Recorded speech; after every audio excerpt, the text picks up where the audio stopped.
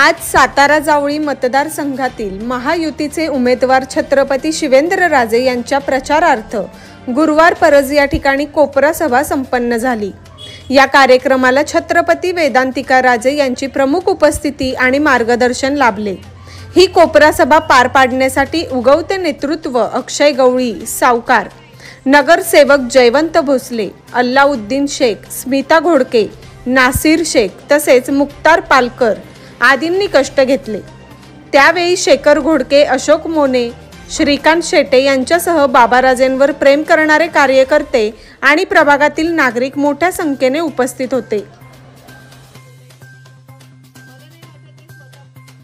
सगळ्यात महत्त्वाचं म्हणजे आपल्या इथं झालेलं गव्हर्नमेंट मेडिकल कॉलेज। आज गव्हर्नमेंट मेडिकल कॉलेज होऊन 3 वर्ष म्हणजे 3ऱ्या वर्षाचे विद्यार्थी तिथं शिकत आहेत। मेडिकल कॉलेज होणं म्हणजे नुसतंच कॉलेज होऊन तिथं मुलं डॉक्टर होतील आणि विद्यार्थी शिकवतील असं नाहीये।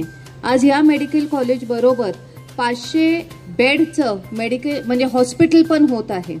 म्हणजे सर्व सातारकरांना तिथं मिळणारा उपचार हा चांगल्या क्वालिटीचा आणि मोफत होणार आहे।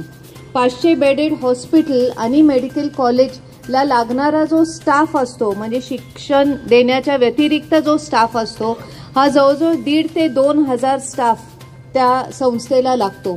मग तो ॲडमिनिस्ट्रेटिव्ह असेल, मेंटेनन्सचा असेल, अगदी म्हणजे ड्रायव्हर्सपासून सेक्युरिटीपासून ते क्लिनिंग, हॉस्टेल्स, हॉटेल व्यवसाय अशा अनेक पद्धतीने तिथं व्यवसाय सुरू होतात आणि जास्तीत जास्त लोकांना काम मिळतं। म्हणजे एक मोठी इंडस्ट्री यावी साताऱ्यात असा हे मेडिकल कॉलेजचा उपयोग नुसतंच कॉलेज म्हणून नाही पण नोकऱ्या मिळण्याच्या दृष्टिकोनातून पण झालेलं आहे। आज मेडिकल कॉलेज झालं त्याच्यापासून आपण एक लक्षात घ्या की आज साताऱ्यातला मूल हे साताऱ्यातच कुठलंही शिक्षण घेऊ शकतं। म्हणजे इंजिनिअरिंग, लॉ, परत तुमचं मेडिकल तर आहेच, आर्किटेक्चर वगैरे जे काही शिक्षण पाहिजे हे साताऱ्यातील मुलं ही साताऱ्यातच घेऊ शकतात। त्याच्यासाठी त्यांना बाहेर गावी जायची गरज नाही आहे। त्याचबरोबरीने आपल्या सातारा शहराची हद्दवाढ झाली। आता जसं दादांनी सांगितलं की आपली सातारा शहराचीच लोकसंख्या 2 लाख आता झालेली आहे। हळूहळू आपली वाटचाल ही महानगरपालिकेच्या दृष्टिकोनातून चाललेली आहे। आपल्या शहराला जास्त फंड्स येतील आणि नक्कीच जास्त सुधारणा होतील। आज शिवसृष्टीची निर्मिती झालेली आहे, आपलं सेल्फी पॉइंट केलेलं आहे। आज साताऱ्यातील सगळे रस्ते हे पूर्णत्वाकडे झालेले आहेत। कासचा रस्ता झालेला आहे, आपलं साई धाबा म्हणजे हायवे टू पांचगणी हा मेढा रोड पूर्ण झालेला आहे।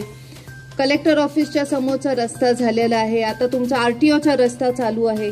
ही कामं झालेली आहेत। प्रामुख्याने आपल्या साताऱ्यात मोठ्या इंडस्ट्री दुसरी एक निर्माण झाली आहे ह्या 5 वर्षात म्हणजे पर्यटन।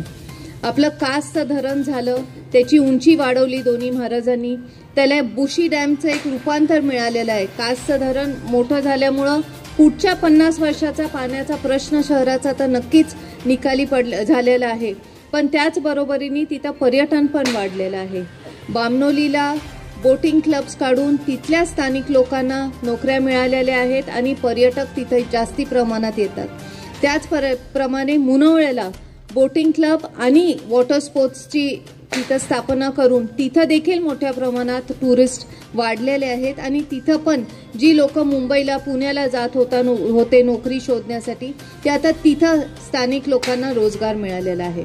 असे अनेक कामं आज तुमचं किल्ले अजिंक्यताऱ्याला जाण्याचा रस्ता असेल, त्याच्या बाजूचं लाइटिंग असेल किंवा आणि जे काही असं शाहूपुरीत मोठा ऑलिम्पिक साईजचा स्विमिंग पूल होतोय, बाग बगीचे होत आहेत, अशा अनेक गोष्टी।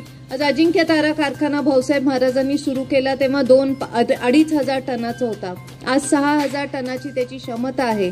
जी वीज पुरवठा आपल्या शहराला होती एक अजिंक्यतारा कारखान्यावरनं को जनरेशनच्या माध्यमातून होती। जावलीचा प्रतापगड कारखाना जो आजारी होता तो कारखाना देखील अजिंक्यतारा कारखाना आज चालवत आहे आणि त्याला ऊर्जित अवस्था देण्याचं काम आपण करत आहे। असे अनेक कामं तुमचे प्रतिनिधी म्हणून शिवेंद्रराजेंनी मार्गी लावलेले आहेत आणि हेच काम पुढे कंटिन्यू ठेवण्याची तुम्ही त्यांना एक संधी द्या एवढी तुम्हाला विनंती करते।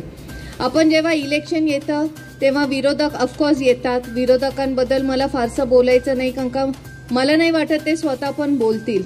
पण जेव्हा विरोधक येतात तेव्हा तुम्ही एक विचार करा की त्यांच्याकडे कदाचित स्वतः केलेलं काही सांगायचं नाहीये म्हणून ते आरोप करतात.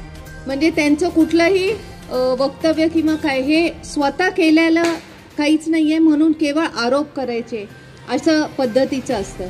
पण मला सातारच्या जनतेला एक सांगायचं आहे की 2019 साली जे कोण विरोधात होतं परत ते तुमच्यापर्यंत आले का? एकदा इलेक्शन झाल्यानंतर 2019 साली नंतर कोविड झालं. कोविड ही अतिशय भयानक प्रकार अख्ख्या जगात झालं. त्यावेळेस हे विरोधक आले का? मला अगदी अभिमानाने सांगायचंय की शिवेंद्रराजे हे पहिले आमदार होते अख्ख्या महाराष्ट्रात ज्यांनी गव्हर्नमेंटला सांगितलं की पुष्कर मंगल कार्यालय माझी वास्तू आहे, तुम्ही तिथं कोविड केअर सेंटर काढा. कलेक्टर साहेबांनी सांगितलं आम्ही प्रायव्हेट वास्तूत खर्च करू शकत नाही म्हणून आम्ही स्वतः स्वखर्चाने 90 bedded with oxygen Covid care centre तिथं काढलं आणि चालवलेलं होतं. हे विरोधक आले होते का? जर मागच्या इलेक्शनला शिवेंद्रराजांच्या विरुद्ध उदयनराजांच्या विरुद्ध मतदान होतं तर ती लोक परत तुमचा हाल हवाल विचारायला येतात का? आज आपल्या साताऱ्यात शांतता आहे आपण सगळे म्हणतो, कुठलेही जातीयवाचक दंगली होत नाहीत. दंगली या कायम राजकारणासाठीच होत असतात पण साताऱ्यात होत नाहीत का? कारण का आपले महाराज ठामपणे उभं राहतात प्रत्येक नागरिकाच्या मागे.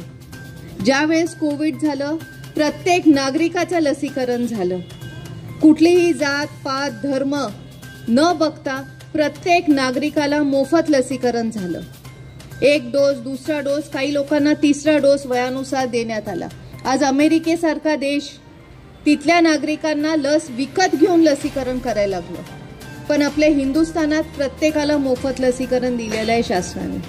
मग हे लोक आहेत ज्यांना आपल्या नागरिकांचं हित जोपासायला येतं. आणि शिवेंद्रराजे उदयनराजे कायमस्वरूपी साताऱ्यातील जनतेसाठी काम करत असतात, कटिबद्ध असतात आणि सर्व स्तरातील लोकांना एकत्रित घेऊन जातात.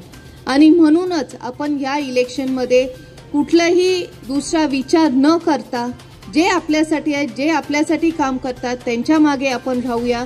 हे निश्चित मनाला एक गाठ बांधा. आणि येत्या 20 तारखेला त्यांचं चिन्ह कमळ आहे. बॅलेट बॉक्सवर 3ऱ्या क्रमांकावर त्यांचं नाव आणि चिन्ह आहे. आपण सर्वजण सहकुटुंबे सहपरिवारे कमळ ह्या चिन्हावर मतदान करा आणि परत एकदा तुमची सेवा करण्याची त्यांना संधी द्या एवढी विनंती करते. आणि जाता जाता जसं मी दरवेळेस भाईंना सांगते, दुआ में याद रखना. थँक्यू.